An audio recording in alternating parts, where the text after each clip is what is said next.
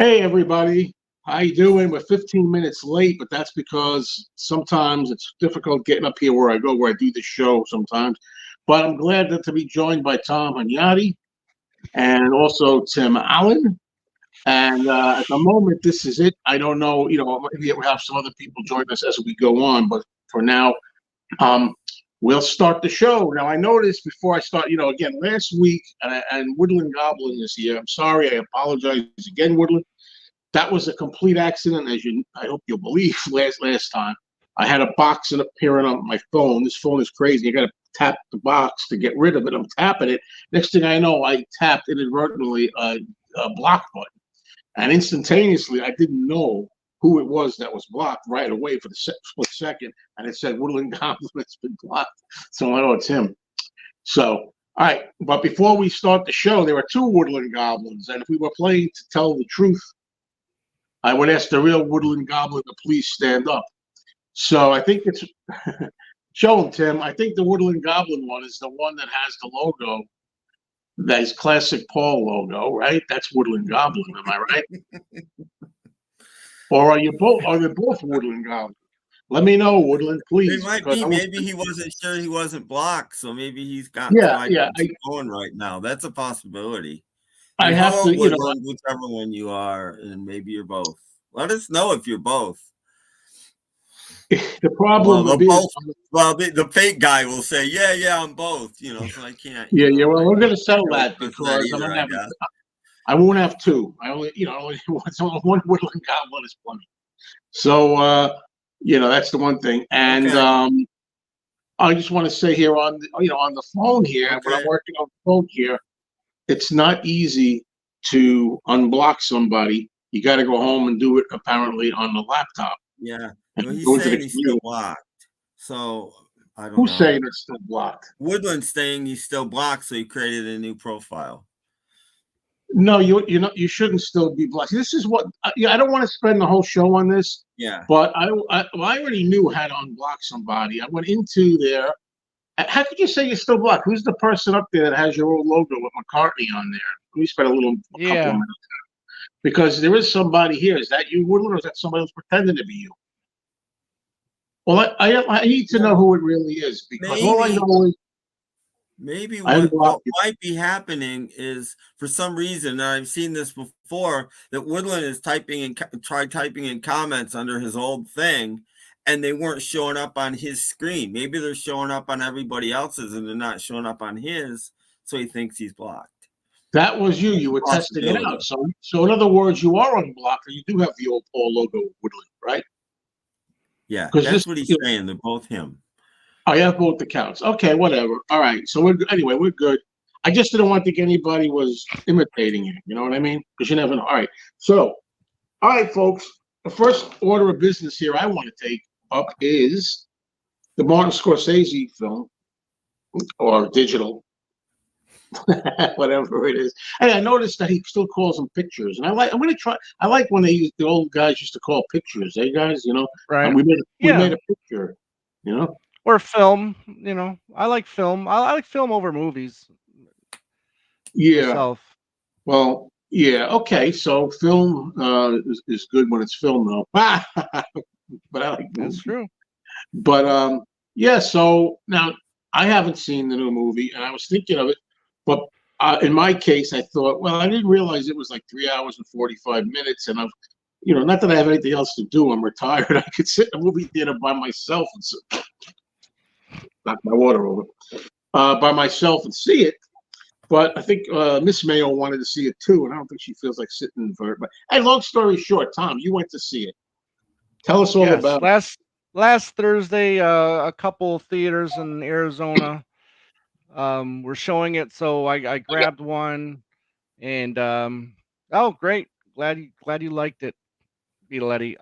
So yeah, and then I took advantage of it because I have no idea when I'm going to get another chance to see it. So, but first up this is a passion project for Scorsese, just as much as like Silence was and Kundun was. I mean, it's like I said, passion project. So I think he's treating it differently than, say, his gangster films or other films. in that genre or whatever. But I'll tell you what, I mean, it is 3.5 hours long, but for me, it in I was so turned on by the film that for me it did not feel like 3.5 hours. I was so into it that, you know, when it was over, I was like, really? That was 3.5 hours? Because it really didn't feel like it. But that That's being what you want. said, Good. yeah. That being said, though, sure. I mean, Scorsese, the things when you go to see a Scorsese movie, you expect certain things, right? You expect attention to detail, you expect the story, you expect development of character, and all of that's there. You know, could some things be cut? Sure.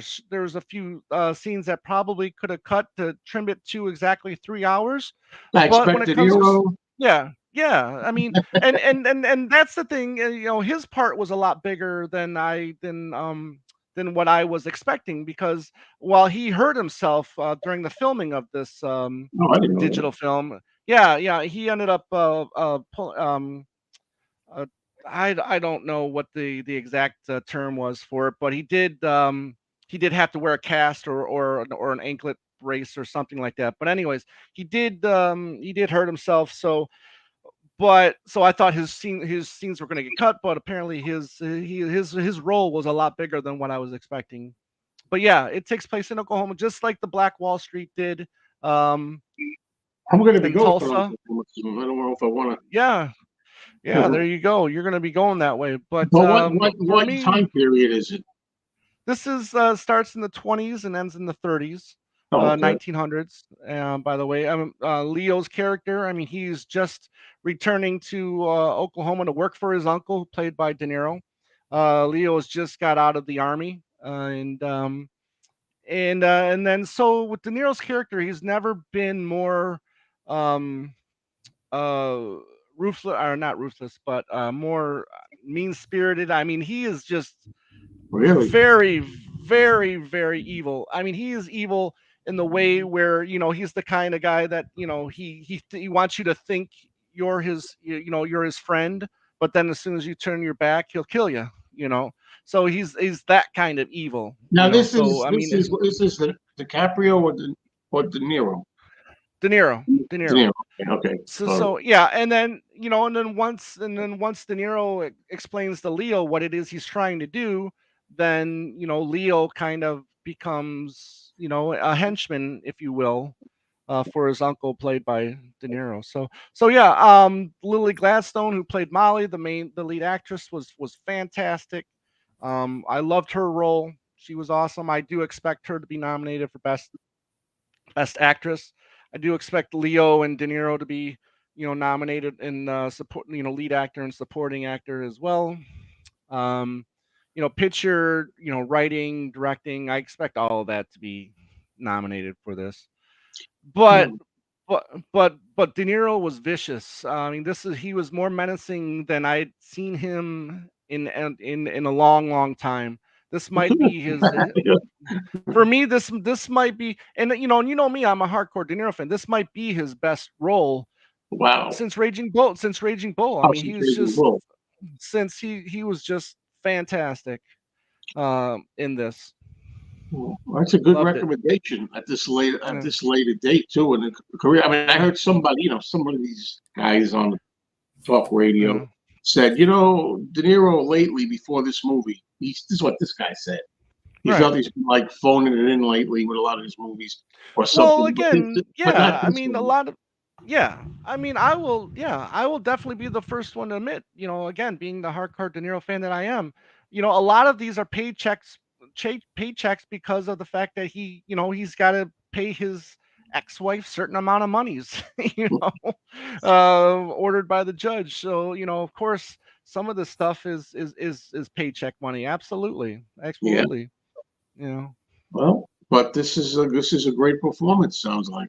It is a fantastic performance. Yeah, fantastic. Yeah. Um, but again, and then it's if you're like a fan, there's so many fans now of these of the true crime genre, especially these TV shows that are on Netflix and whatnot. If you like that stuff, you'll love this. Again, because it's it's evil. I mean, that's also the beginning. Originally, this was supposed to be the beginning of the FBI as well, but halfway through the writing, Leo wanted to change his character and change the script, so that the script went through a major overhaul. Halfway through while Roth and Scorsese were writing. So then the investigation kind of became secondary to the story, but it is important. I forget, Jesse Plunkman, I think was his name, does a great job as the FBI investigator. Um, and there you go, Peter. You're wrong, but that's okay. Well, I wasn't going to put it up, but if you know Yeah, he's going to happen. yeah, I don't know, yeah, overrated. It's like I think if people go on too much about De Niro. Actually, I like De Niro. I don't dislike him at all.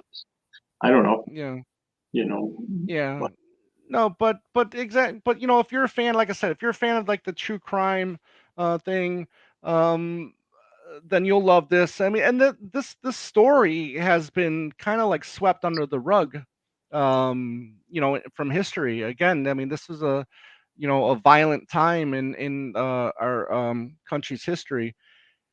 And if you don't know the story, these Osage Indians, they strike oil in their town. They become rich, and they start living a better life. They become educated. They learn the white man ways in a way.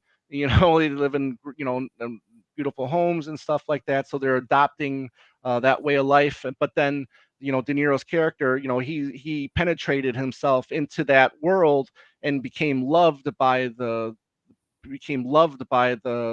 tribe, if you want to call them that. And then kind of slowly you know came up with this plan to get you know oh, I don't want to spoil it for yeah, don't anybody, spoil too but much. But yeah, I don't want to basically, spoil it I'm getting yeah. the feeling a plan to kind of like you might do it, be a snake in a way. Yeah, oh yeah, he is an evil snake in this film. Yeah, That sounds good. I mean, yeah, I'd like to see yeah, something like that from him right about yeah, now. But I mean, yeah. in general, that sounds something I could sink my teeth into. So yeah, I'm going to see it. Just I don't know if it's going to be theatrical, and I don't know. We'll see. Right. But if not, then you have to see it. Then you'll only way you'll be able to see it afterwards is on Apple Plus No, I'll wait. streaming I'd service. wait till a Yeah. Blu-ray or something. If I had Well, to. But hopefully that happens too. I mean, Paramount did distribute it, so hopefully oh, they'll release it. Yeah. all right. Well, there you go, Yeah. folks. That's a hearty recommendation. Tom, Yeah. I don't want to pressure you too much, but you think in the next month or more or thereabouts, you might put something on your movie channel, maybe get that. Yeah, coming, mid-November. This next week, next 10 days is gonna be you know, pretty hectic for me with me finishing my work week here in Vegas, and then I have to go back to Arizona, finish up there, and then do a 3-day drive to Michigan, which will hopefully end by the 2nd or 3rd of November. Um, and then hopefully come mid-November, I'll start getting that channel back going. And the name of that channel is easy to remember, Tom's Movie Channel. Tom's So Movie Channel. look it up and Yeah. nope. Yeah. So I don't know. Has anybody, Tim? Have you seen anything? You watch a lot of stuff, but have you watched anything lately? This last week? Maybe not. I've been I've started this. Oh Oh, yes. Abbott and Costello. I We watched talked I about- watched the first two before. I found the last two for $3 a piece at my thrift store. One's still sealed. So Now, I've been watching. I watched 10 Abbott and Costello movies so far. One well, isn't look, on here. Tom, One take they a loaned break. them out to MGM. They loaned I'm sorry. them. And that's sort of what I want to talk about. In their contract, and I'm only on night. They made their first movie in late 1939. I'm only at the beginning of 1943, and I've already watched 10 films. These guys Wow. are pumping out films like you wouldn't believe. But in their contract, they were loaned to MGM once a year to make one film. And that's not going to be here. And the first one they made was Rio Rita. Anybody ever seen Rio Rita? I hate that movie. That's one. I want to talk about this for a reason. It's the worst of the films I've seen so far, but that's not even why. People, well, why is there so much music? Why is the Andrews sisters? But that singing is what kind of music? The music in Rio Rita, the Andrews sisters are the best thing you've ever heard compared to the music in Rio Rita. What is it called though? There's a name and I forget what that singing's called. It's not regular singing. It's almost opera. I don't know what it's called. Like opera, it's very dramatic. It's almost it's horrible. Yeah, that's where I petered out. Actually, I got up to that movie. It's just horrible. So I've watched. I don't think he's not saying it's their first movie. It's the first MGM movie. No, it's the first, and it's their ninth film. I believe it's their ninth film. MGM movie. Once a year, they got loaned out to MGM from Universal. That was in their contract. And so I don't know what the next next MGM film is after Rio Rita. I don't know the order of them, but as far as I'm concerned, there's one called Abbott and Costello in Hollywood, which I think it's got a lot of funny bits in there. I laughed hard at some of them. And then there's another one that's very good. The Noose Hangs High is very good. But I forget. The other one that sucks is Lost in a Harem. Okay. That's another. Rio Rita wasn't terrible, but it's not quite up to snuff. It's the opera, whatever that. It's like it's called something cadenza. I don't know. But let's just take a break back here for a minute because Henry was asking Tom what Brendan Fraser's what does he think of the Brendan Fraser couple of scenes? It wasn't. They were so quick. You really didn't notice he was there. He was in the whale weight, so he was you could tell he was had a bunch of weight on for that role, the whale. But I mean, to tell you honestly, I mean, if that role could have gone to anybody. Yeah, he said Robbie's saying a cappella for the singing. Is it cadenza? Because it sounds like George Costanza. Like there's something called with a C. Cadenza, because it's horrible. I don't know. Yeah, it's I mean, so the people that don't like the Andrews sisters, I just watched what was the one I just watched? I've already forgotten. Hit the Ice, which isn't fantastic. It's okay, but even compared to that, and that's got Johnny Lang's band in it, and I actually have a Johnny Lang album. He's pretty terrible. I mean, he's a band leader that plays a violin, so they're not the most swinging band in the world. Is that the one? Even that music compared to the music in Rio Rita is that the one that's got the pack the grip scene in it? Unpack the grip, pack the grip. Yeah. That's got. But I just did that today for my girlfriend. We're going away to Oklahoma, and she says, "I never heard anybody else call luggage grip." Except for her. We got to buy some new grip. And I'm like, what are you, Abbott and Costello? So I said to her, I go to her, well, you know something? I go, you know something? We got to get out of town. That's right. We got to get out of town right now. We're going to get in trouble. I think we got to hit the road. Pack that grip. Pack the grip. And then Costello starts packing. We got to get, wait a minute. What are we running for? We don't have to worry about the law. We're innocent. Unpack the grip. Unpack it. And then he's like, he's unpacking everything. Yeah. Then he goes, then he goes, I got to tell you, that's right. I'll take it to court. That's all. I'll just take it to every court in the land if I can. And you will really prove it innocent. And then, wait a minute. We don't have any money. Lawyers cost money. Pack the grip. So anyway, got to see it. And, So I was just he starts doing it on his own without him even telling. Abbott just keeps changing his mind, and Costello's doing it on his own without him even telling. Yeah. First you want me to unpack, then you want me to pack. Why don't you make up your mind? Anyway, you know what I think? I have an idea, Tim. We can do some show, maybe you and I, and Abbott and Costello. Maybe. How's that sound? Sometime. Okay. So we'll kind of like save all of that.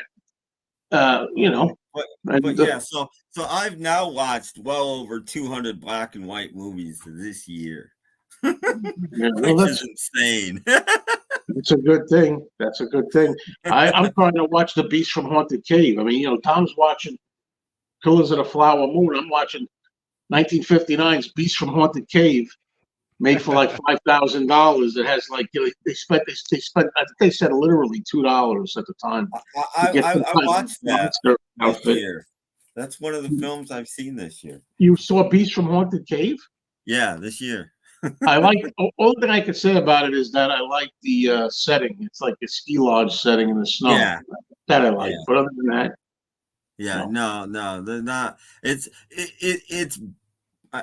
like a lot of these films. It's better before you actually see the creature. Yeah, and can I be honest with you? I didn't make a video because I haven't finished it. The only thing I went up to was a part where they see them outside in the wilderness. And there's a girl. The girl is in the creature, like sucked up by the creature. All I saw. I didn't see the rest of it. So, and it's not that the creature's so bad, but they're always a letdown, All right, there we go. I love the movie. I mean, Blackula sounds ridiculous, and a lot of people think it is, but it actually, again, besides the exploitation title, it is taken fairly seriously, and William Marshall's a really good actor. And he plays an African prince that tries to help get Dracula to help him in, I guess, the 1800s. Goes to his castle and tries to get him to help him abolish the slave trade. Let's put it that way. And Dracula turns the tables on him, and instead of helping him out, bites him and makes him a vampire and buries him in the castle. And then 100 years later, whatever the hell it is, in 1972, he's found in there, and he's in modern day, I guess, California, if I remember, wherever, Los Angeles, and he goes around with a cape fighting people. But it's done pretty seriously, and there's some good shocks in it. And William Marshall is like one of those reluctant vampires that wants to really die. He kind of doesn't like being a vampire, and so he's trying to find the reincarnation of his true love, that kind of thing. This woman will look like this princess from his past life, and it's better. I think it's better than the name would suggest, because it's actually pretty good. Yeah, I haven't seen it in a long time. I remember the sequel more. Yeah, that's a voodoo. That's a lot of voodoo in the sequel. Well, Pam Grier's in the sequel, which is why I remember it more. Yeah. Yeah. Plain and simple. I don't remember her having as much to do as I'd like, if you know what I mean. No. She's not like really she's not the star of it for sure. So, Scorsese, he always seems to make a cameo. Yeah, I like how they end. I like how he ends the film, kind of almost like in one of those radio shows from the 50s, where they had the sound effects, and they're on stage and they got the people in the background making the sound effects, and they got the actors in there. But it's really really creative ending for the film. And I see Darren Gamble joined us. Don't ask me to sing, although right now I'm really in the mood to sing the Rolling Stones. But wait, that song, I'm going to do it. That song, what are you talking about? The song, everybody, I'm sorry, the way New Yorker, the way I'm talking, I guess. You're a New Yorker too. What are you talking about? The sword, live by the sword. It's got, I'm gonna make you. I don't know what the words are. I'm gonna make you. It's got a great freaking hook or chorus, whatever that line is. It's great. I want to address Beetle Eddie's comment.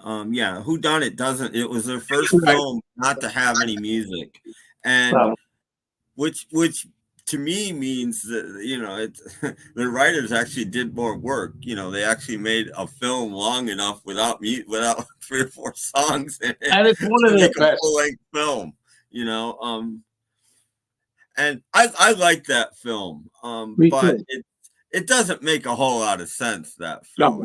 If you I'm try not to worried follow the about plot that. of the story, it doesn't make a whole lot of sense, but it's still very funny. That's okay. Abbott and Costello, come on, man. Yeah. Come on, man. Come on, Yes, man. sir. Why does he wear silly glasses, Martin Scorsese? Why do you spell the names silly, Woodland? That's what I want to know. Right. There you go. Oh, this is a classy show. Hello, Penny Lane. What's going on? So yeah, all right. So yeah, what else can I say? I mean, I've been falling a little behind on my movie. I was doing really good, trying to put one a day up for reviews. Now I'm skipping a few, but it's all right. I'm doing much better, keeping up with the movie channel. But now there's so much going on with my Mr. Mayo channel as well with the music. Yeah. So The Rolling Stone album, really, you've been doing a lot with that. So. I'm obsessed with that. I was telling them before we got on here. It's right now. It's one of my all-time favorite albums. Someone said, name your top 10 albums or something, or 20 or whatever. It's in there. I mean, I love it that much. It just, I can't remember other than Fleetwood Mac's Rumors when I was a kid. Like I put an album on and like first listen, I like every song. That's never happened. It never happens. Maybe some grow on you, maybe some don't grow on you. But anyway, different degrees, varying degrees. I liked everyone. Enough for them to grow. So, yes, Henry. We were just talking about that the other day. Yeah, hopefully we can pick it back up in November. Towards the end of November. Yeah, good. I'm glad to hear that.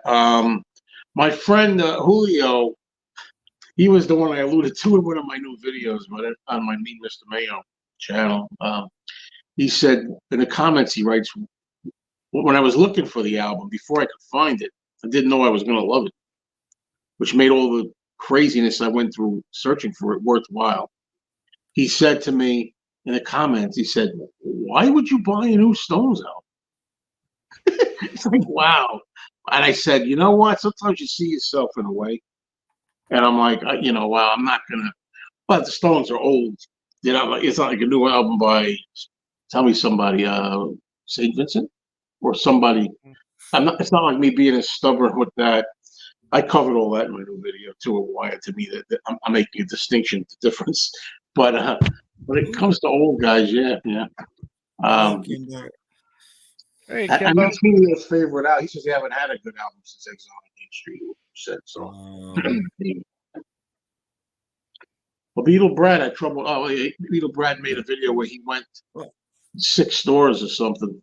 Just go online to Target.com if you want the Target version Amazon. And see if the store has it. Go to Amazon. If you go to Target, ask, because they're very famous for having tons of stuff in the back that they haven't bothered to put out yet. Yeah, you should ask. Well, I like this question, Mike. Thank you for mixing it up a bit. I much prefer the Monsters introduction when Herman busts through the front door. So there you go. It's 2 intros. Hey, it's Kimba. What's going on? I was thinking of you, Kimba. Every time I drive past Big Lots, I almost stopped in there to see if they had anything. My Big Lots doesn't have a lot lately, unfortunately.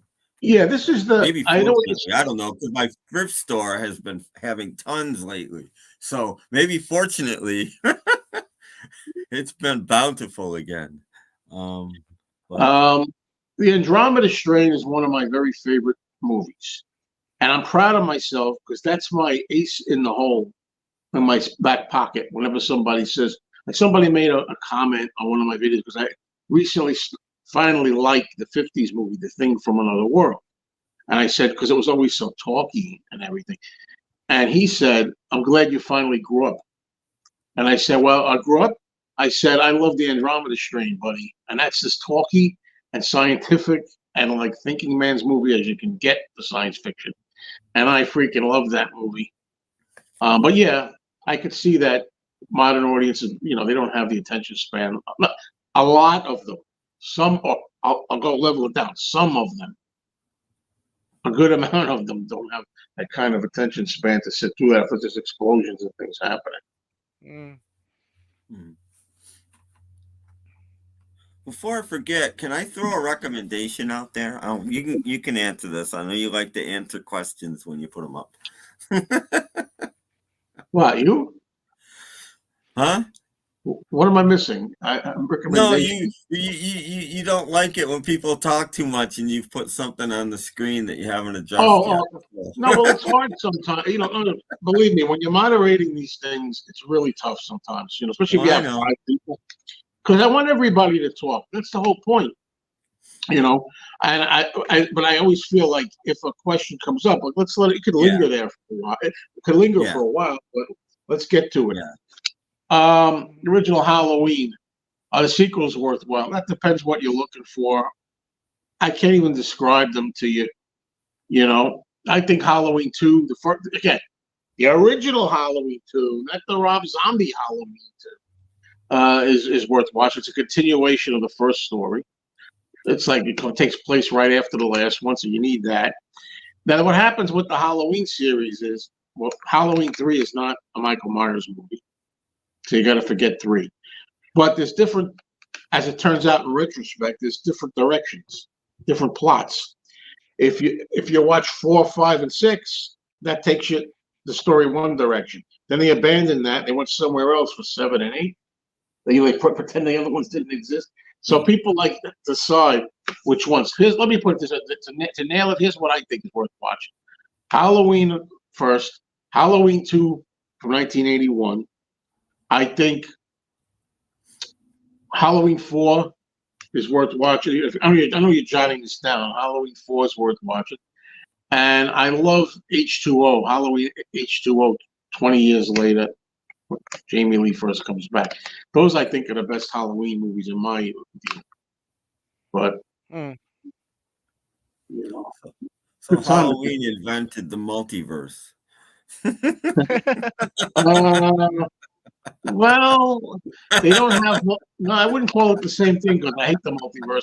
They don't have multiple Michael Myers existing because different actors played them in different movies. No, but they've got different storylines. Anyway, really quickly, I wanted to make a very odd recommendation. You have to stream this. I don't know if it's ever been out on physical media. I found it on Tubi.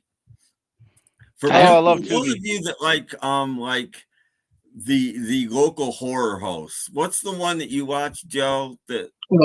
Svengoolie, the only one. Okay, if you like that kind of stuff, there's these 2 horror hosts that have been around for quite a long time. This movie was made in 2008, called Dr. Drek and God, what's her name? It's like Myrna, but it's not Moner. Dr. Drek and Moner. And Moner is dead. Moner is a zombie. Anyway, I know them because they're on a local show. They were guests a couple times on a local show that I had that's gone now. But I'm searching Tubi the other night, and these people made a movie, a full-length feature film in black and white in 2008, and it's very low. If you like your very low quality but very entertaining movies, this movie was very entertaining. It's called The Dungeon of Dr. Drek, and it tells their story, how they got. It's basically their origin story, how they got their show, and it's filmed in black and white on video. But I just enjoy the heck out of this thing. I thought it was great. Well, so if you ever got 90 minutes to kill, go to Tubi and look up The Dungeon of Dr. Drek. And they've got so many other great things on. If you're a B movie, if you're like a B movie fan, they got like B movies of every genre. It's awesome. Whatever I looked up, I can't remember the category I looked up. It was the very last movie at the very bottom of the page, and they must go by how many times it's been watched, and it was dead last. And I'm like, I remember these guys, so I watched it, and within 2 minutes, I was highly entertaining. It starts out, I won't ruin the movie in case anybody actually wants to watch it. But it started off with a parody of Night of the Living Dead. But it only lasts like 90 seconds, which is perfect. You don't want it to go on too long. But it was these two people are in the graveyard, and here comes a zombie, and it's Moner, and I'm like, okay, this is pretty funny, and then it goes on from there. But if you got 90 minutes to kill, it's a great very low budget film. Okay, you heard it there first, folks. Moner. I hope she's hot for a zombie. She's cute. She's cute. She's supposed to be like 17. She's a dead cheerleader. But I don't know about that. But anyway, Woodland, I know that. I'm well aware of that. I love how you do these shows where you write comments and people think you don't know something. Because I mentioned H2O because it's a good. I'm telling you which movies I feel are the best movies, in my opinion. Even though 4 doesn't go with the series, and it gets very confusing. There you go. Here's a question for you. No, I mean they're both two different films. I wouldn't say anything like that. No. I think they had Halloween box sets already. I know I don't have any, but I know they have. As far as the worst Halloween movie, and again, I'm so tired of hearing people pick on 3. Halloween 3 is good in its own right. These people that are young that didn't grow up then and weren't around in the 80s, they don't realize, they made the first one, then they killed Michael Myers in the second one, and they're like, he's done. Now we're going to do the third one without him, and we're going to try an anthology idea. Every Halloween, there'll be a new Halloween movie, and it'll have nothing to do, it'll be a story on its own. So they made Halloween 3, Season of the Witch. People didn't like it. They never should have called it Halloween 3. They should have just called it Season of the Witch or Halloween Season of the Witch. And then they're like, where's Michael Myers? So they brought him back. But what am I trying to say about that? I lost my train of thought. Anyway, they have a box set as far as I know. The worst ones I think are Resurrection. I mean, when you got Busta Rhymes fighting Michael, I can't take that. And the last one, Halloween Ends, is notorious one of the worst. So there you go. That's the worst one. There you go. Let's see. Hold on. Okay. Look, I can't believe that because I'm glad you feel that way because I watch again. I don't love Mark Wahlberg. Don't get me wrong. I don't think he's so great. Besides him, I like the idea of it. I like the idea that people were committing suicide for no reason. Why would people commit suicide? That's creepy. I just watched it a couple weeks ago, actually, for the first time. Did you hate it as much as everybody else? No, I didn't. I didn't hate it. It was a color movie. It's a color movie, Tim. Are you okay? I know. I've watched a few. I don't count them. I don't put them on my list. I just watch. I once in a while. But yeah. I don't love Mark Wahlberg. Me either. I really, and I can't think of her name right now. Who's the It's a weird name, right? The young girl. Yeah, and she's in a band. She and him. It's got a name with a Z or something, right? Yeah, Zooey Deschanel. I always liked Zooey Deschanel, but I think she was really miscast here. I didn't like her. I didn't think they clicked. I didn't believe them as a couple, whether they were getting along or not. I didn't believe them as a couple. I didn't believe that they cared about each other. I just thought it was very miscast. Other than that, I didn't think it was terrible. It's funny because when Shyamalama Ding Dong, everybody always says that M. Night Shyamalan made The Sixth Sense. It was such a big hit and a success. And then he made, what's the other one with Mel Gibson? Unbreakable. Unbreakable he did. That's not the one I'm thinking of. What's the one after that? Signs. And I thought Signs. Okay, yeah. I thought Signs was pretty good. And then I called him because my savior of modern horror. Like I thought, like he was really making good Twilight Zone-ish kind of movies, and everybody started hating them. Then they didn't like The Village. Then they didn't like The Happening, and then they didn't the Water or whatever. Yeah, I didn't see that one, but I'd heard of it. Yeah, so I haven't seen that either. But neither The Village nor The Happening were as bad as I think people said they were. Yeah, I don't think so. I think they're both pretty good. They were fine. Were they as good as Signs or I See Dead People? No, but they were decent. They weren't terrible. Yeah, I'll take that because that's, to me, when people say what's the most underrated movie, you always need to come up with something. I'm like, that's one I think is underrated a lot. That doesn't mean I think it's the greatest thing since sliced bread, but and Betty Buckley, I think is her name, was in a scene in that one that I like. I remember her bashing her head through a window or something. Yeah. It stuck in my head. I only saw it once. Yeah, she was creepy. She was the best one in it, I think. Yeah, so I'm like, I don't know what the problem is, but his comic book movie that you didn't know was a comic book movie till the very end. I think that's unrated too, because that is a good movie. That might be my favorite movie of his, to be honest. I'm not a comic book fan and I'm not a superhero fan, but it's just so cool that you made a superhero movie without you even realizing it till it was over. I don't know what the hereafter is.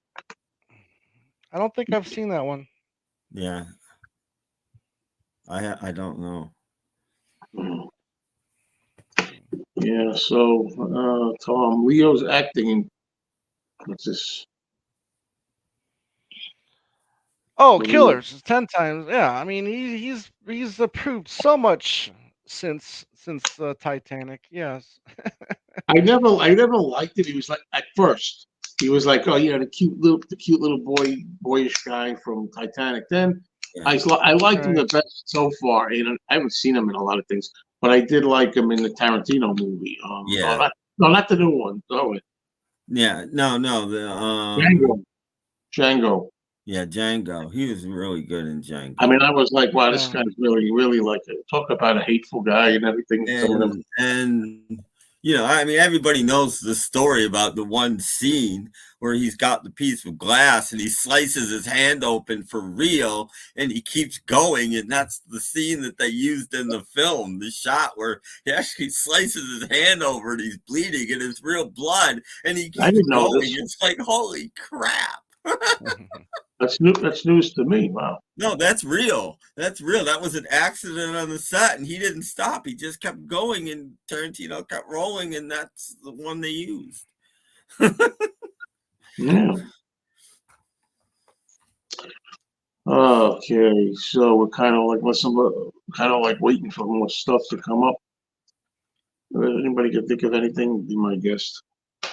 I've gotten a lot of Blu-rays lately. There was that collection that came in, and I spent about $1,600 over a course of different days. But again, it's not that I'm rich; it's that I go into my account and take money out that's supposed to be for other stuff. But in the long run, I'm saving money because if I bought all those Blu-rays full price, it might have been like $4,000 or something. I thought I was bad because I bought like 20 CDs the other day, but that was only $20, and I bought like 20 albums yesterday, and that was only $10. I thought I was blowing a lot of money. For me, I am actually, but I found some really good stuff. So yeah, I upgraded a lot of titles to Blu-ray, and some that I might not have even upgraded them, but I did because they were cheap enough. And then I got some that I've never seen too. That I just got really into it for the month of October. I don't know. Is he? What is this? Is Tarantino lying? People say he's lying and it's his final film, or just changing his mind. What do you mean? Everybody's quit before and then they come back. Yeah. So I never believe when anybody says they're retiring. And he's too young to retire, and he must have made a lot of money on his movies if he wants to retire at 60 or however old he is. But you know, good for him if he does. I think he should make the sequel to Kill Bill, though. That everybody thinks he should make. Absolutely, wants to see that. It's so obvious. Uma Thurman's getting up there, though. I mean, I don't know. Well, Revenant yeah, but is it's about the fantastic. right time because you'd want to wait at least, you know, like 10 or 12 years for the little girl to have grown up, because that's going to be the sequel, and you know, so enough time has to have passed for that. Well, it's been 20 years now since they made it. Well, that's good. Okay, the little girl would be about 30. And, no, that's fine, but you know, in movies you could say it's 20 years when it's really not. You know, yeah, I know, but you know, make her look a little older, but she can still do the part. You know what I mean? Like, like Max von Sydow in The Exorcist. You know, he looks older, but he's not. He can do all that. You know, he can act. I don't know. I mean, I don't think they have effects and everything. I hope Tarantino wouldn't go crazy. Use a lot of CGI, but I wonder how much Uma can do as far as if you're gonna do any kind of swordsman stuff, running around and stuff. Yeah, I don't know. But it doesn't have to be. I mean, the second one wasn't a lot of that. You know, I mean, it could be something completely. It could be a completely different genre again. I mean, the first one was, you know, an Eastern, as I call it. The second one was a Western. The third one could be something else entirely. Yeah, but the third one, the whole idea is supposed to be, I presume, that he's going to meet the daughter of Vivica Fox and fight her. I thought so. Or Vivica Fox's daughter finds her is more how I envision it. But right. That's what I mean. Know, you got to be physical for stuff. I mean, I'm thinking there's going to be action in it. You know. Well, yeah, but it doesn't have to be. The second one wasn't nearly as physical as the first one. No, it wasn't. And like I said, you know. And as I said many times, you know, I saw it the first time and I was disappointed because I expected the first movie. Then I saw it 9 times in the movie theater. That's my record movie theater of seeing a new movie 9 times, and every time, but just like the Stones album or an album, you know, like I liked it more and more and more and more, and I saw things I didn't see, and I felt things I didn't feel, and I'm like, I love part 2, but I don't look at it as part 1 and 2 anyway. I look at it as the one epic. You get one big movie. I liked part 1 better, but I'm a Hong Kong film fan, and that's why. And I just, I was like, wow, he's made a Hong Kong film, and other people have tried, and they haven't succeeded, and this guy succeeded. I'm not going to buy that. Of course, that movie.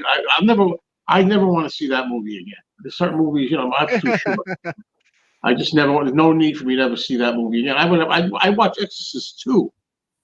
Again, I'll watch that again, even though it sucks. Exorcist 2. Technically, Exorcist 2 is a worse film than Believer, but it has enough in it. You know, you can't explain why you watch movies. It's got Linda Blair in it. It's got Richard Burton in it. It's kind of ridiculous, so it's funny. It's fun. So I'll watch that over the new one. You know, and Exorcist 3, I just think is great. Well, very, very good. Let's put it that way. Great. I know not great, but everybody disregards Exorcist 3, but it's got its following. People are recognizing that Exorcist 3 is pretty good. It's just that you got to get he didn't want to call it Exorcist 3, he just wanted to call it Legion. But you know, for marketing, he had to call it Exorcist 3, and he didn't have Blatty, who directed and wrote the movie at 3, didn't want it to call it Legion. And he didn't want an exorcism in it, but the studio insisted that they got to put an exorcism in it, so he kind of tacked on something at the end.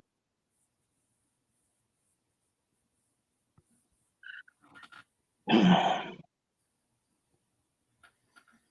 don't know. Tarantino. And how do you even count his movies, though? Because he's taken part in like 3 director movies, and do they count? And I don't. That's an easy answer. I think all his movies say the number. He says the 9th, 7th film by.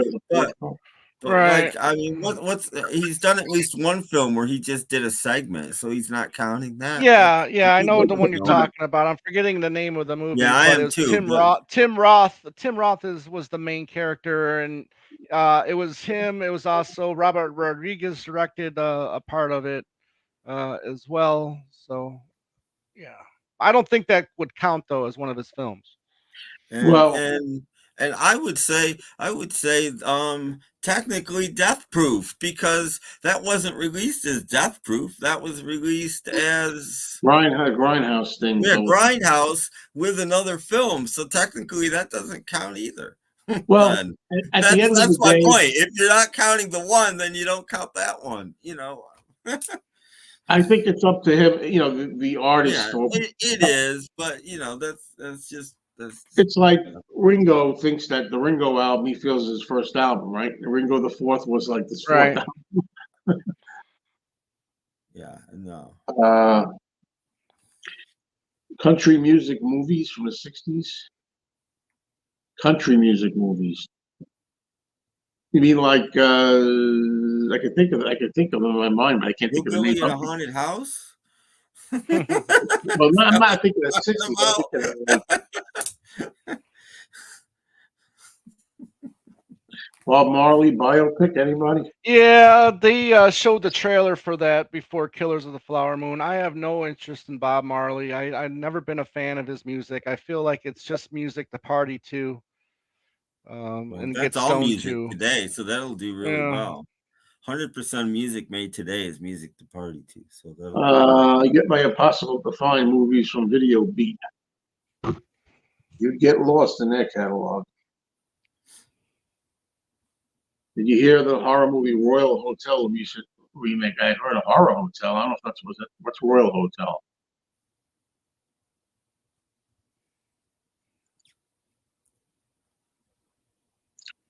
Um. Okay, here we go. He's listing it. Reservoir Dogs, Pulp Fiction, Jackie Brown, Kill Bill, Death Proof, Inglorious Bastards, Django, Hateful Eight, Hollywood, Once Upon a Time in Hollywood. Yeah, I I like know some that. of his songs, but I only like about 5 of them or something. I don't know. I haven't heard a lot of them. Walk the Line, yeah. I don't think that's what they're talking about. No, something from the Yeah. 60s. Talking about I 60s. don't Well, think then that's right, Coal Miner's Daughter is a good country music movie. Yeah, not that's from the one. I 60s mean, either. I mean, Yeah. there are a bunch of low budget movies, country, but I don't know what they are besides Hillbilly in a Haunted House. That's the only one. yeah, I I, want people that don't know Gray 1951 Mike. He's a really good guy to subscribe to him. He loves movies, in particular old movies, black and white movies, and once Tim likes, and stuff too. And you know him, Tim Gray 1951. I think he adds something to his no. channel now. Gray 1951 Media or something. I think he adds something to it. And yeah, every now and then he says that. He says, I'm gonna stop making videos, and I don't know. And then like I wound up putting a comment, and I say to him, which I've done before, but I don't stop. Come on, man, don't. Then he admits, he says, well, I mean, subconsciously, he says, I think I unconsciously want to hear people encourage me to know they still want them. And he will, I'm sure. I'm telling you that I really recommend his channel. And I wish he'd come up here. I think he was shy. But and I'm gonna actually here's Ray. Ray, I got a comment for put up here by you. Stand by your man. The Tammy Wynette story. How about that? Stand by your man. There is Stand by Your Man, the movie, right? Anybody? Crickets? I don't know. What there was. They're probably Did made for you TV. just put somebody's comment up? Okay. Coal Miner's Daughter. There you go, Joe Don Baker. Who's that? Okay. Yeah, I met Richard Kiel from. That's a story. I hate stories like that. I met Richard Kiel. He was at a convention who plays Jaws from the James Bond, a couple of James Bond movies. So he has a thing where when you meet him, I got a picture of him grabbing my head and he acts like he's crushing your head. And I got a good sized head, but in his hands it looks like marble. You know, so he grabs my head and he signs the picture. Just says Richard. He just signs his name, Richard Kiel, on the photo. Okay. So I walk around. I'm noticing other people. He's personalizing them. He didn't personalize mine. I didn't think to ask him. So I went back to him like about 10 minutes later, and I go to him. Excuse me. I saw you just before. And you signed this. I said, could you add to Joe to the top of it? And he looks at it and studies it. He goes, "Where did you get this, Joe?" From you. I think I bought it online or something. And he did add it to Joe, but he would thought maybe I was like, he didn't remember me, But, the Time Machine, I think I tried that once. Rod Taylor, what is it? And then I'm not a big fan of that movie. It's very dated. I'm sure it was probably better. If you'd have seen it in 1961 or whenever it came out, it was probably better than it is now.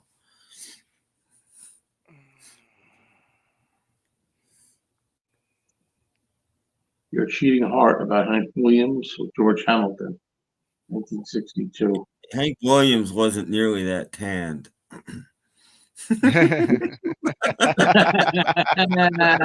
Yeah.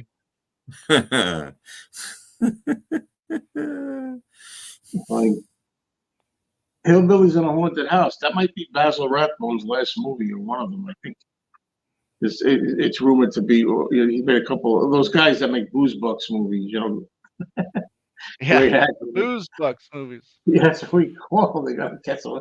Now those are the people that are phoning it in. People make Yeah, with the De Niro comment, about phoning it in. Those actors that had to lower themselves to those films because that's all they were getting. Those are the ones that were phoning it in. Well, that was a thing, though. It wasn't just actors. Yeah, but that was all they were Singers getting. would do that too. Musicians would go to like labels like Hit, and like George Jones did this. George Jones needed some drinking money. He'd go to Hit and record a couple songs under some anonymous name. There are George Jones records not under his name that he made for like these sorts of. They give him a couple $100 and he'd go on a drinking binge, and so it wasn't just. It was drive his tractor and get pulled over. Yeah, everybody did it back in the day. Well, I'm very happy being a huge Jaws fan, and also Roy Scheider in a lot of movies. I was happy to be able to meet him too, but that was a situation where that was in the early '90s when I would go to Manhattan now and then and hang out, and he was doing an interview at one of his NBC studios or something. So I went down there and I caught him coming out of the elevator with only about 3 people there. So he was nice, nice, signed an autograph. Now, the only photo I bought an 8x10 of him from 52 pickup. I mean, I love when I have an opportunity and, to get an autograph. Sometimes I don't get the right thing signed. But anyway, I'm glad I was able to. It wasn't enough time to talk or anything. He was in a rush just going, leaving. But at least I got the autograph in a hurry.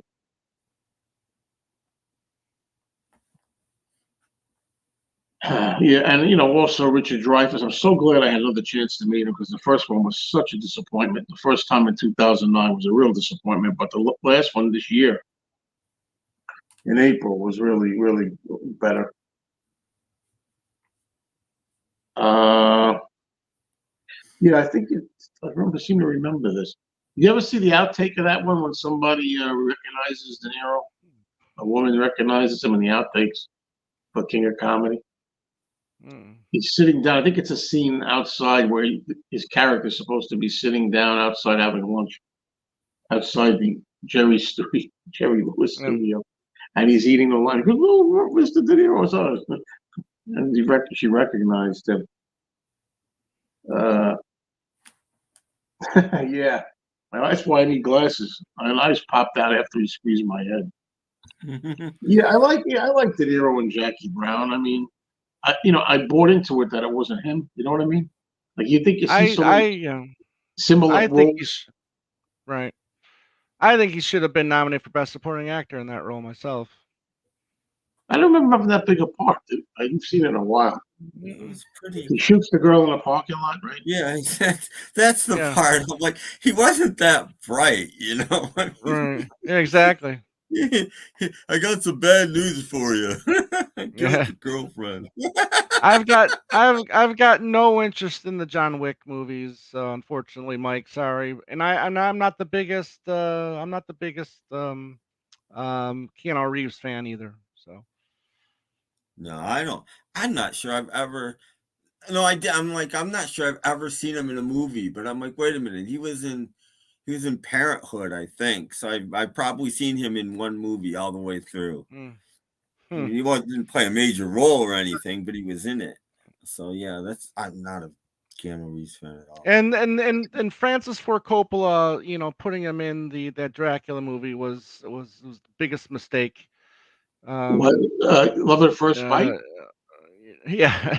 It was a comedy. Oh. Yeah, right. Yes, I love Silver Linings Playbook, and De Niro was nominated for Best Supporting Actor in that movie.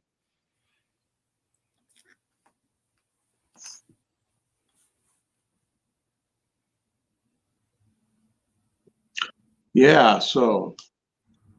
So. Oh boy. Here we go. Here's one. Last Vegas. Yeah, that was De Niro. That was Douglas, Michael Douglas, Morgan Freeman, and Kevin Kline, I believe. It was okay.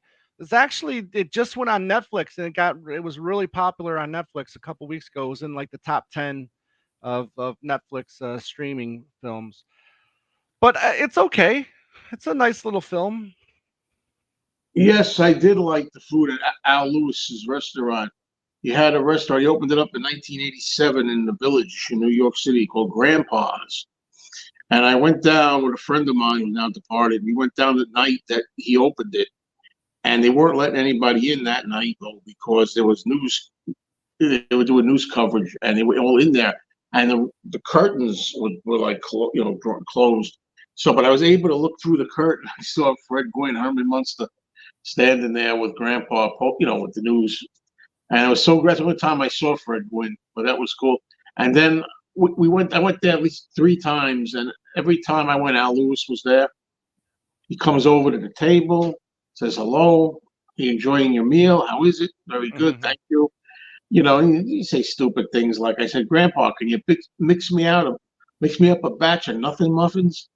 Because his grandpa makes those in the morning. And he goes, sure, especially for you. He had no idea what the hell I was talking about.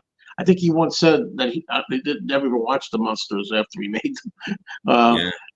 But yeah, and then one time I got an autograph on a photo. It was a nice autograph. And the next time I got a photo with him 2 different times. I got a picture together with him. So it was a good memory to be able to do that, to meet him as a Munsters fan, Also met Butch Patrick, Eddie Munster, and Pat Priest, Marilyn. And, that's it.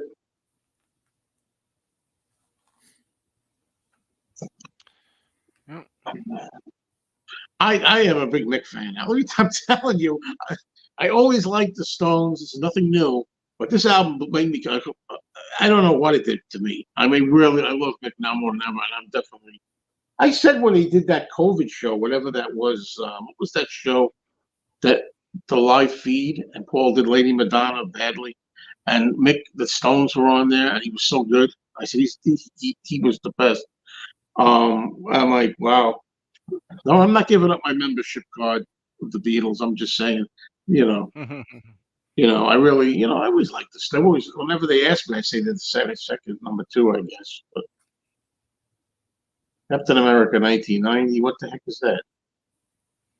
It was a Roger Corman. Oh, produced film, just like Fantastic Four was.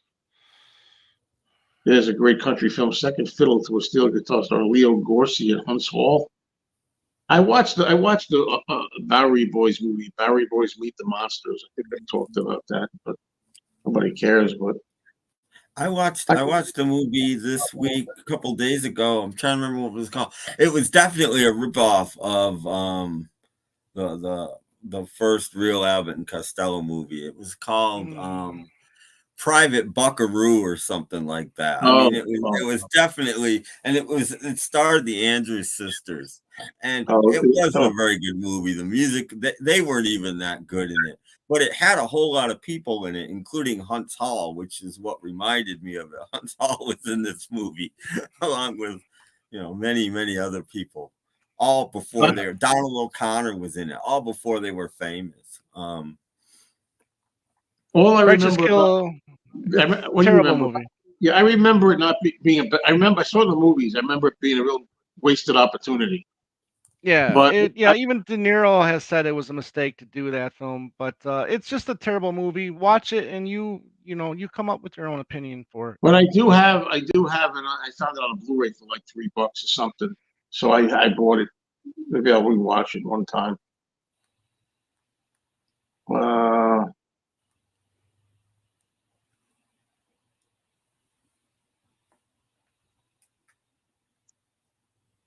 Scorsese's Shine a Light.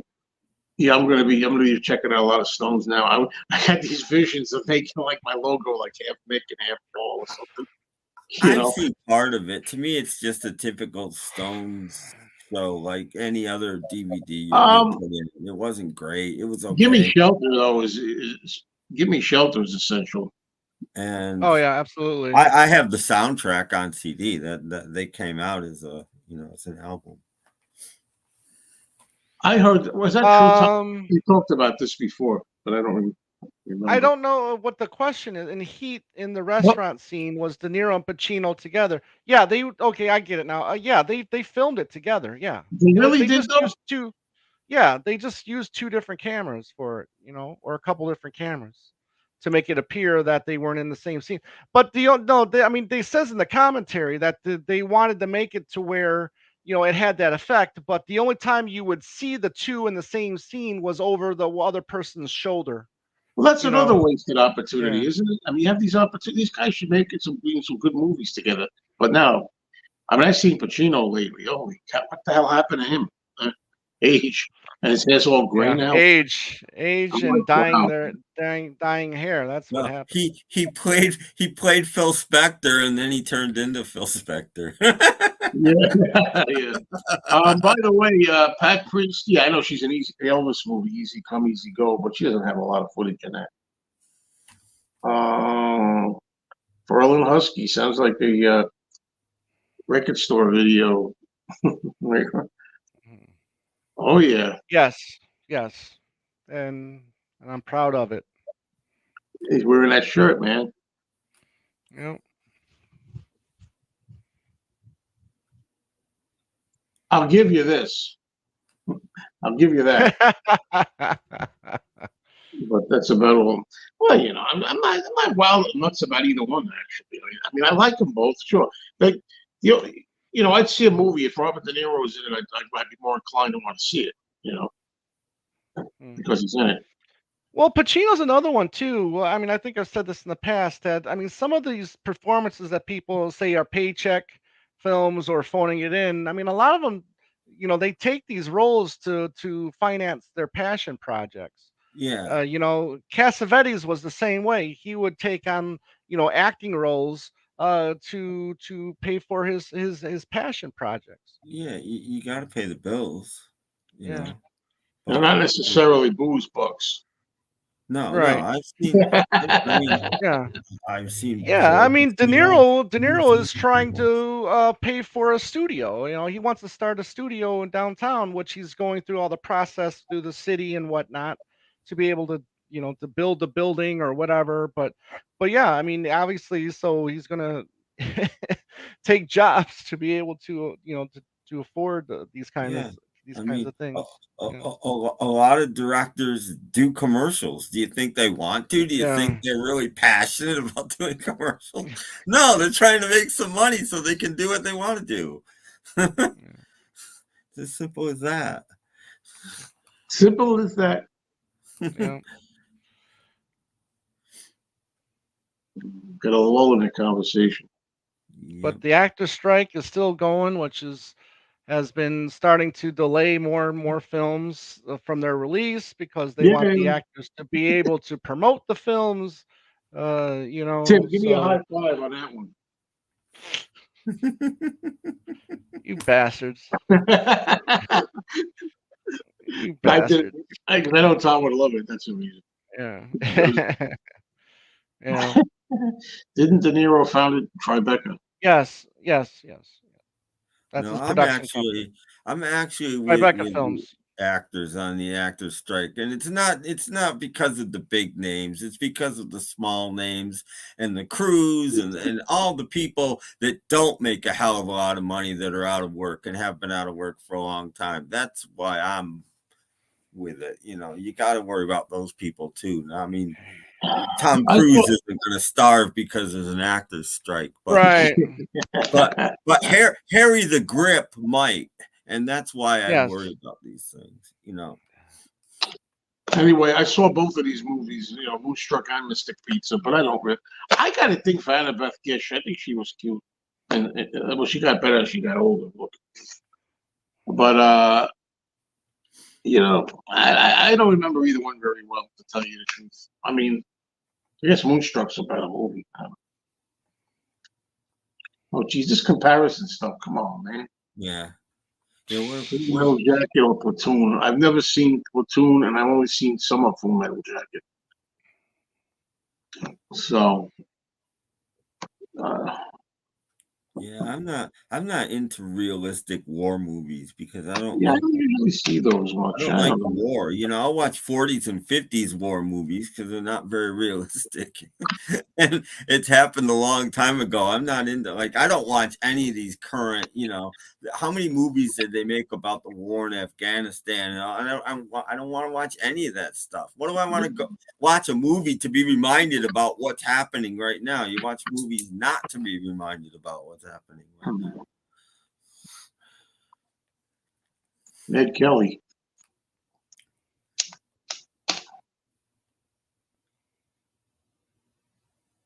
I don't know what that is.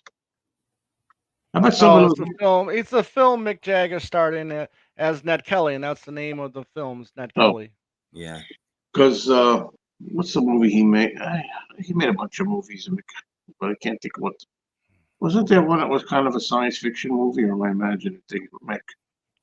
Well, I mean, flashback was it, or something? Flash something, or I know Gene Simmons was in one. That's kind of science fiction movie. yeah. I'm gonna treat you right.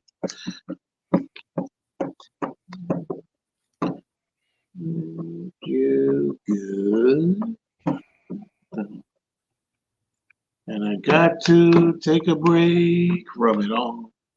Anytime you ask me if you're still out there, Darren, you want me to sing a Stones song, I'm going to go the new bluesy country song. I got to take a break from it all. Much better than Faraway Eyes.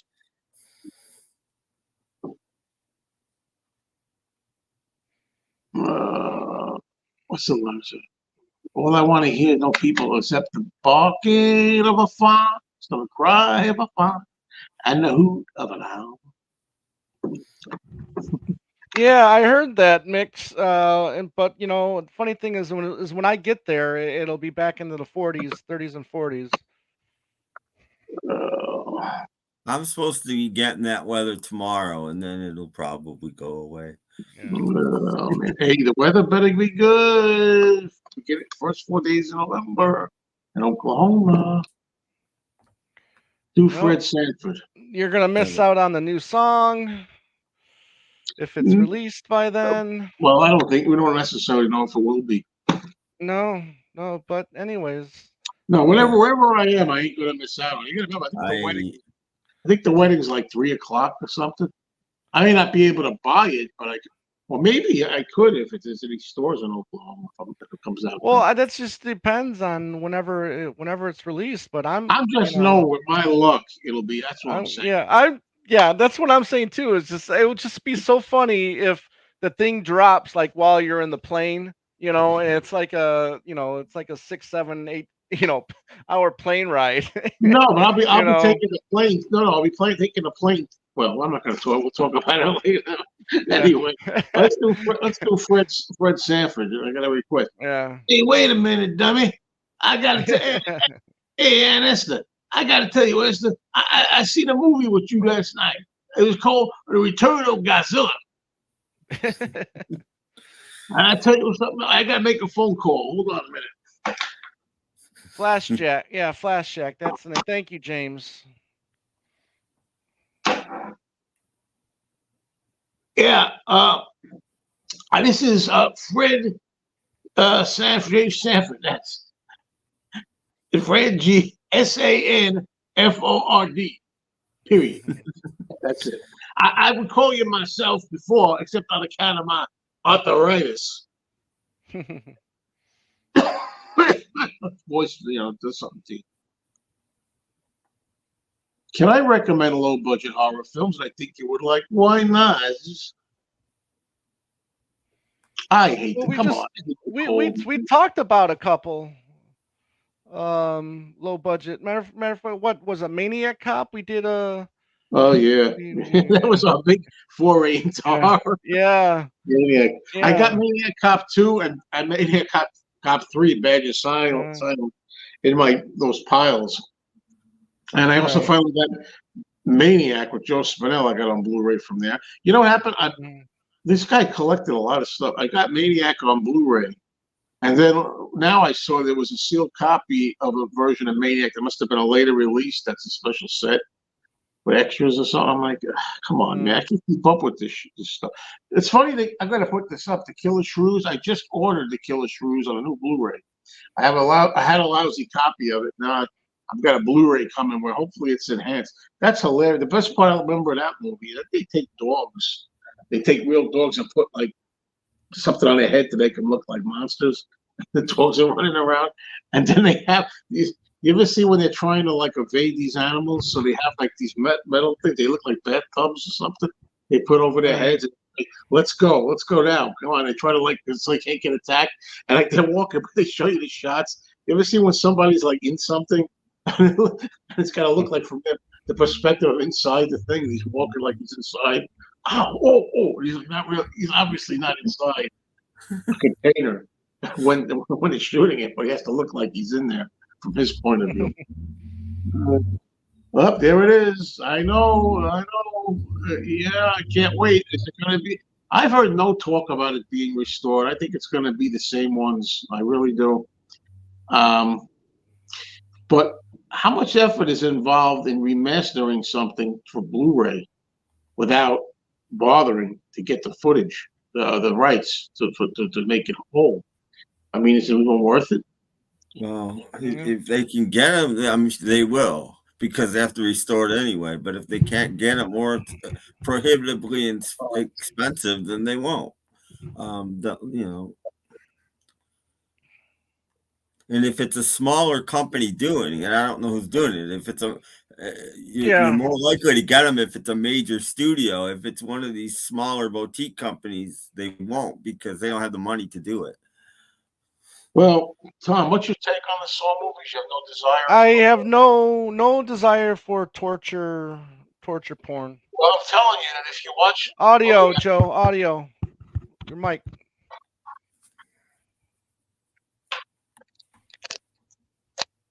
All right, can I be heard now pretty decently?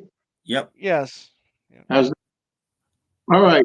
But again, if somebody, trust me, who's seen them all, you can watch the first one and there's no problem. I'm telling you, even if you're not, there's no problem because trust me on that one. Danny Glover's in it. It's not really, there's not a lot of stuff in there like that really in that one.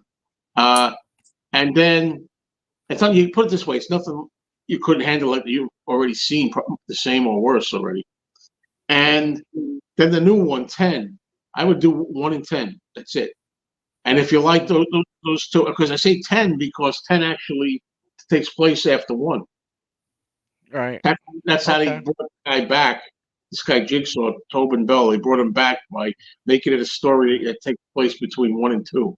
It actually works, and it's getting a lot of acclaim. Even a few critics think it's decent. Yeah, those two are doable, I think. Anyway, just my suggestion, but where we go here. All right, Leave It to Beaver.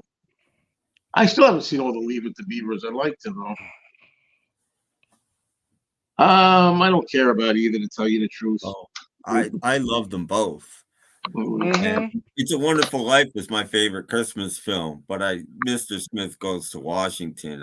I would put it in my top 10 favorite films, maybe. So I would go. Jimmy is fantastic. Yeah.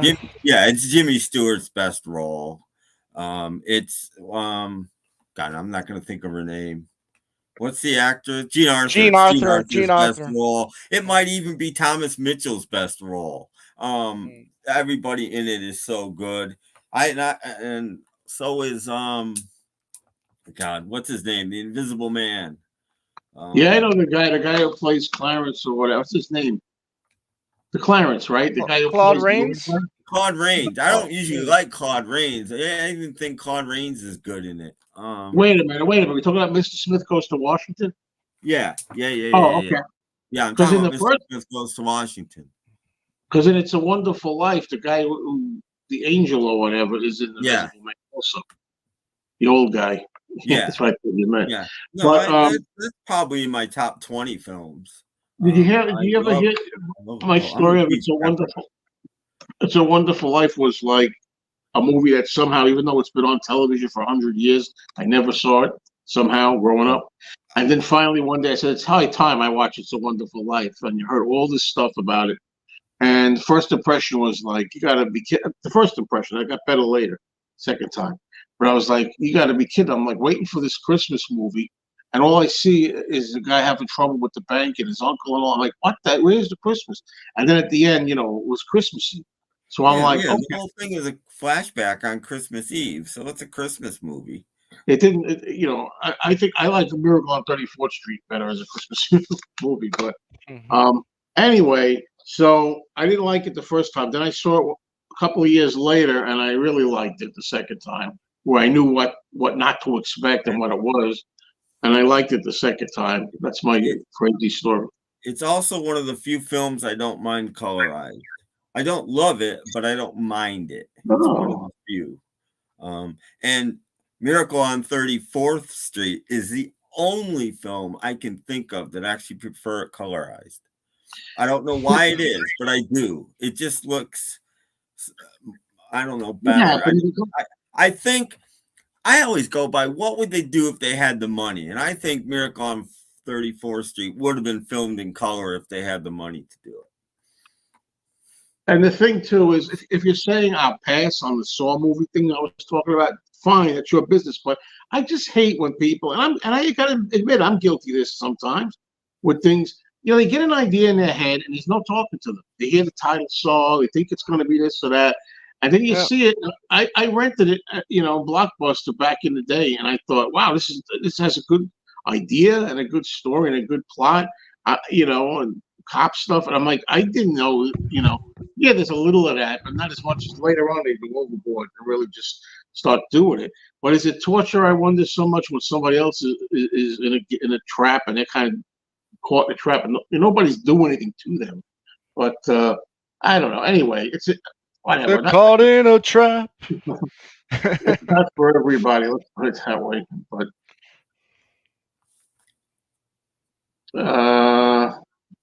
where are my other helpers? Well, there's no offense because I love Gary, but I'm saying, you notice how much Tim's been talking tonight?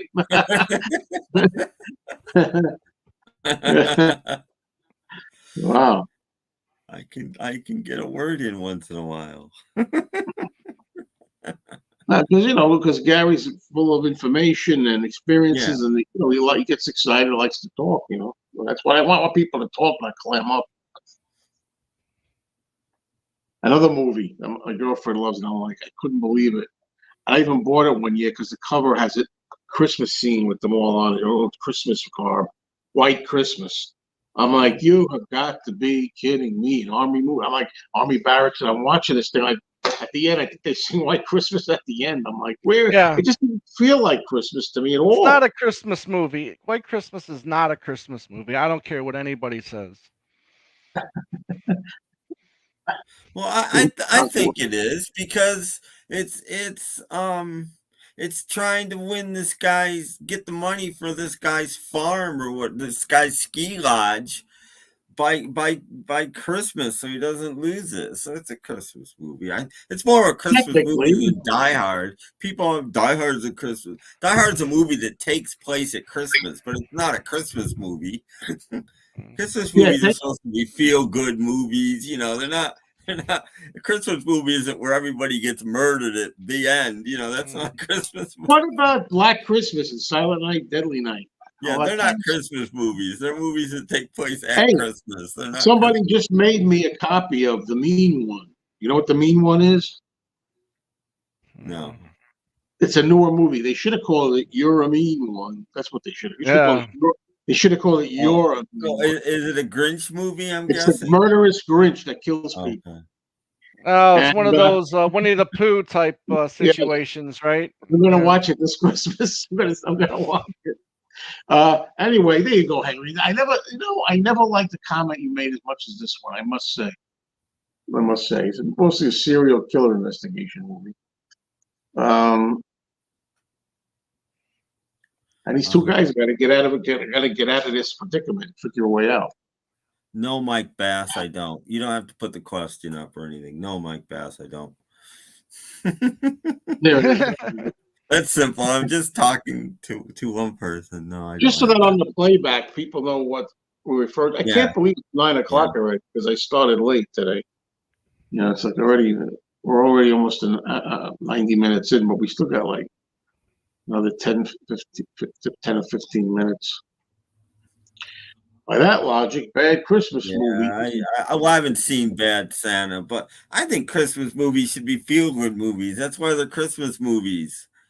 I mean, that's the whole Bad point Santa of does become it does become a feel-good movie at the end, but okay, well then it's a Christmas movie then, you know. Yeah, but doesn't it have to have the trimmings? It's got to have like snow or Christmas trees and. That's just the Hallmark Channel. I don't think it does. No, I know. You're talking to the wrong guy.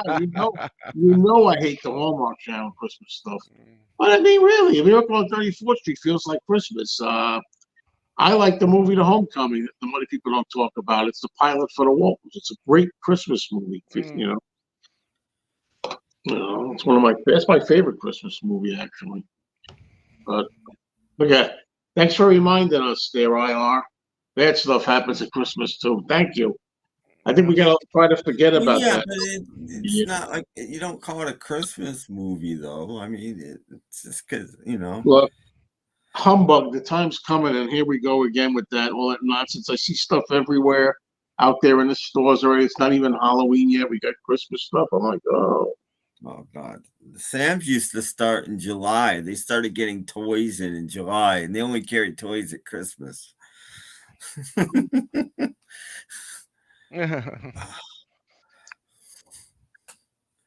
I hate the Hallmark movies. I hate them. And she's got them. I don't mind my girlfriend watching them when I'm in the other room. I come in there, TV's on. I'm like, oh. A lot of times, she'll say, put on what you want. She said, change.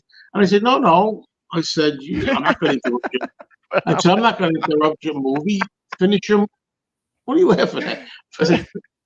I said, finish your movie. I'm not going to interrupt. And 9 times out of 10, she tells me I've seen this already. Well, most of them, especially Christmas, there are only so many. I've seen a lot of them, to be honest, because to me, there's something to watch. You don't have to get emotionally involved.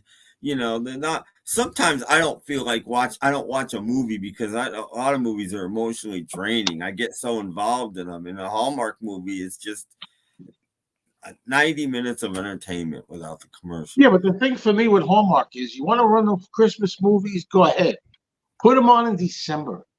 I don't want to see them in July, in the summer. And I don't want to see them in October. That they do, but they start in November these days, I think. I haven't had cable in so long, I don't know.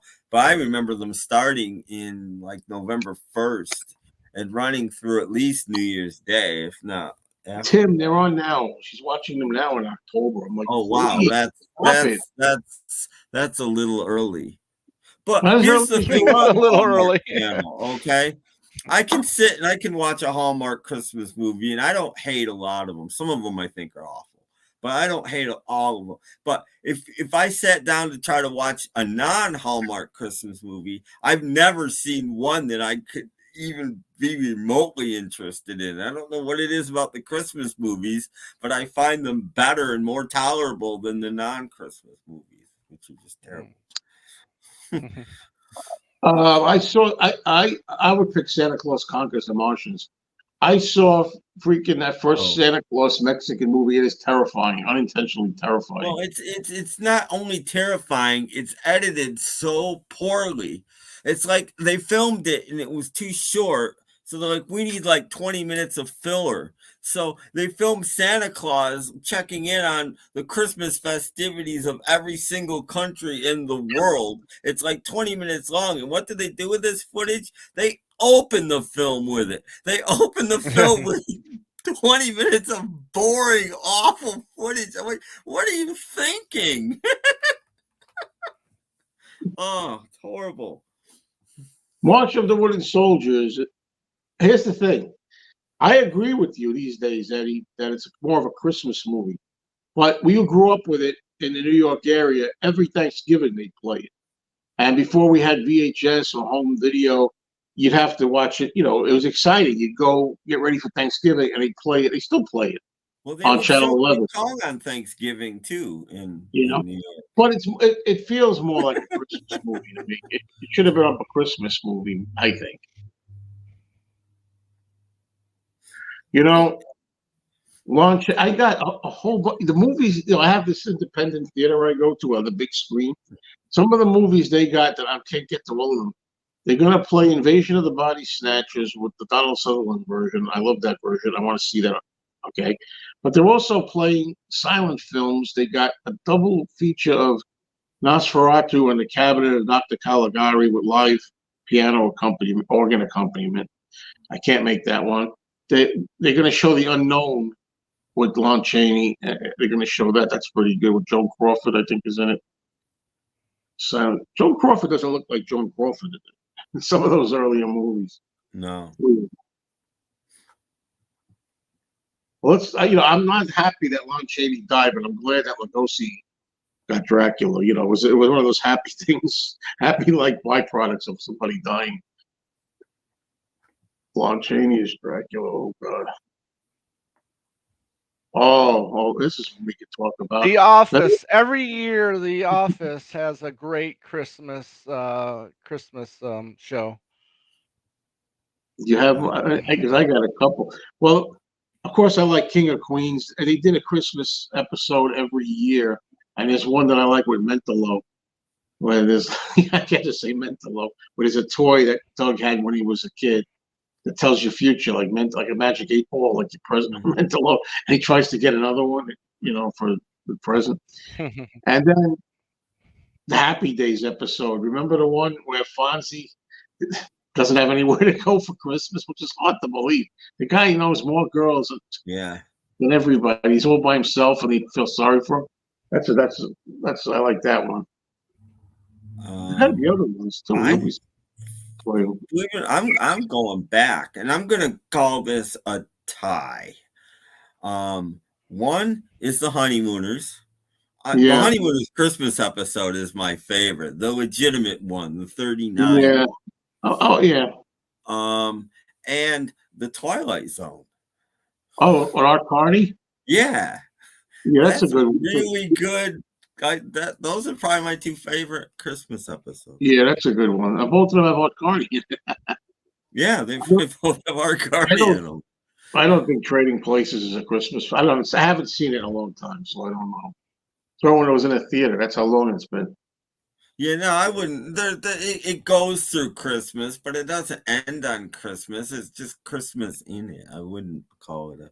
Well, I did my review on Little Fockers. You know, I didn't like it at all in the movie theater, but when I saw it again on DVD or whatever, I liked it better. I accept it now more than I did. What I like about it is I think that I fully buy into Dustin Hoffman and Barbara Streisand as the parents. I really can believe that those are his parents.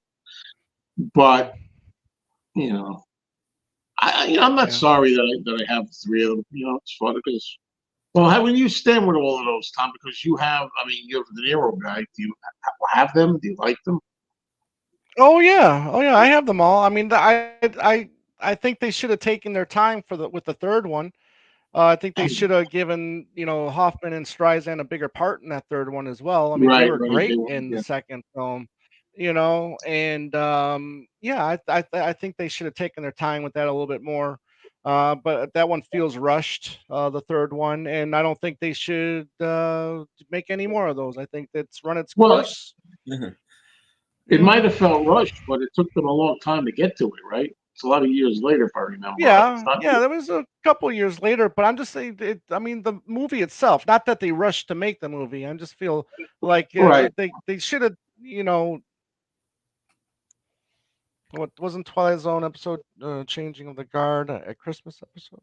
I don't remember that one. I haven't seen all of them. I've seen most of the great ones. I've seen them all, but I couldn't tell you what that one was. I don't know. Nightmare Before Christmas. I don't know. It's Black Christmas. How about Silent Night, Deadly Night?